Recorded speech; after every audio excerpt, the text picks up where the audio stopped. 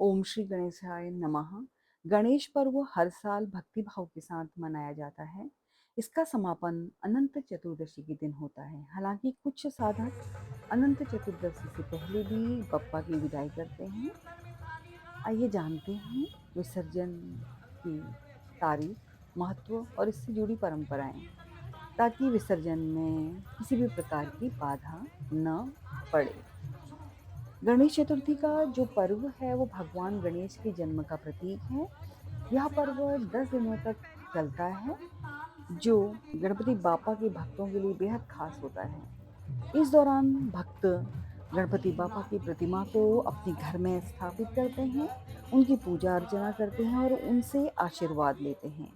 इस महापर्व का समापन गणेश विसर्जन के साथ होता है, जब भगवान गणेश की प्रतिमा को पूरे सम्मान और धूमधाम के साथ विसर्जित किया जाता है। गणेश विसर्जन की तिथि है 6 सितंबर। इस दिन अनंत चतुर्दशी मनाई जाती है, जिससे गणेश विसर्जन के लिए सबसे महत्वपूर्ण दिन माना जाता है। लेकिन कुछ साधक अपनी परंपराओं के अनुसार 1, 5, 3 या 7 दिनों के बाद भी गणपति का विसर्जन कर देते हैं। गणपति विसर्जन शुभ मुहूर्त दिन शनिवार, तारीख 6 सितंबर 2025, सुबह 7:36 से सुबह 9:10 तक एक मुहूर्त है।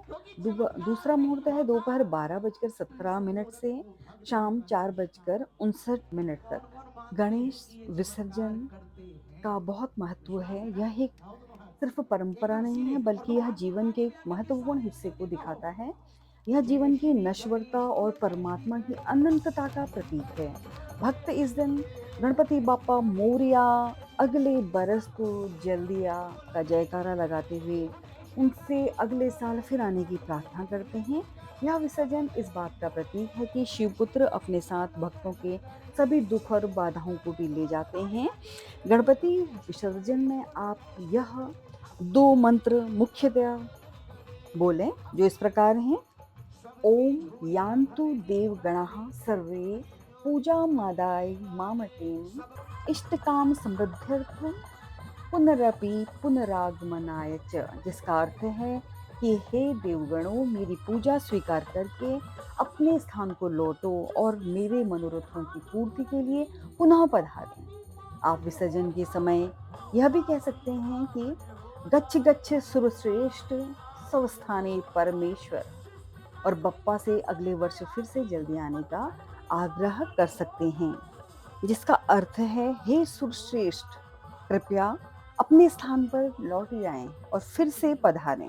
इस दौरान भक्तजन गणपति बाप्पा मोरिया, अगले बरस तो जल्दी आ के जयकारे लगाते हैं। जब आप बप्पा को जल में विसर्जित करें तो मुख्य विसर्जन मंत्र जरूर बोलें।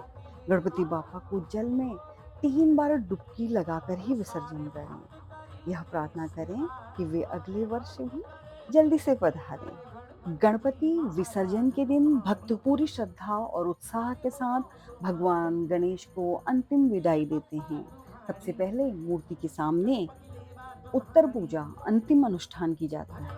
इस दौरान भगवान को हल्दी, कुमकुम, मोदक और अन्य प्रिय वस्तुएं अर्पित की जाती हैं। इसके बाद आरती होती है और भक्त उनसे जाने अनजाने में हुई गलतियों के लिए माफी मांगते हैं और अपने पूरे परिवार के साथ भगवान की प्रतिमा को ढोल नगाड़ों की थाप और भक्ति गीतों और गणपति बाप्पा मोरिया के जयकारे के साथ गणेश विसर्जन की यात्रा शुरू करते हैं। अंत में प्रतिमा को किसी पवित्र नदी, तालाब या समुद्र में विसर्जन या विसर्जित कर दिया जाता है।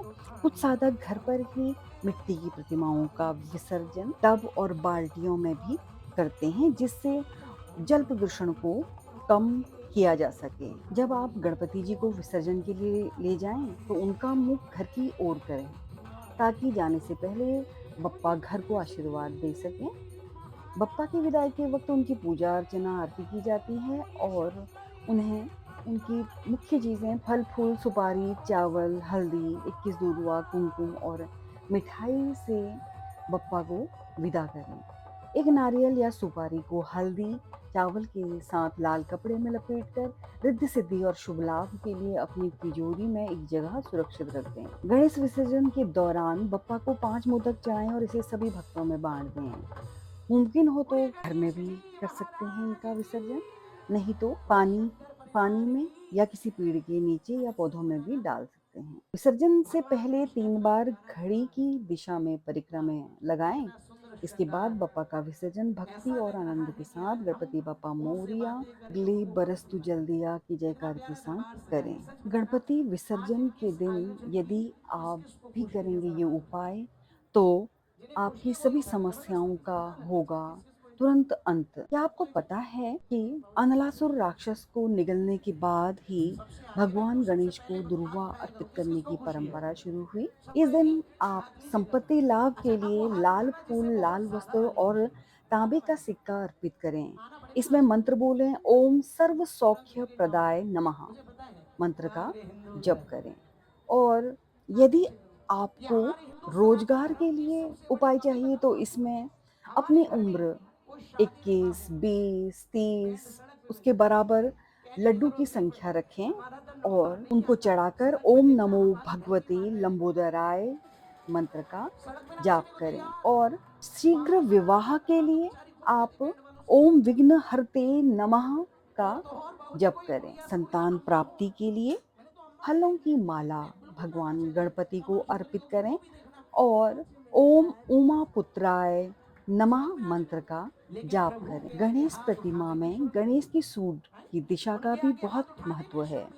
इस दिन आप दाहिनी सूंड वाले गणपति मंदिरों के लिए, बाएं सूंड घरों के लिए और सीधी सूंड वाले मोदक वाले गणपति विशेष कामना पूर्ति के लिए माने जाते हैं। विसर्जन के दिन उपवास, नारियल व शमी पत्र अर्पित करने, चमड़े की वस्तुएं न पहने और भोजपत्र या पीले कागज पर स्वास्तिक का चिन्ह बनाकर अपनी समस्याओं को उसमें लिखकर गणेश मूर्ति के साथ विसर्जित करने से कष्टों का निवारण होता है। और मूषक के कान में प्रार्थना कहने और मिट्टी के चूहे अर्पित कर उसे धन स्थान पर रखने से भी गणपति की कृपा प्राप्त होती है।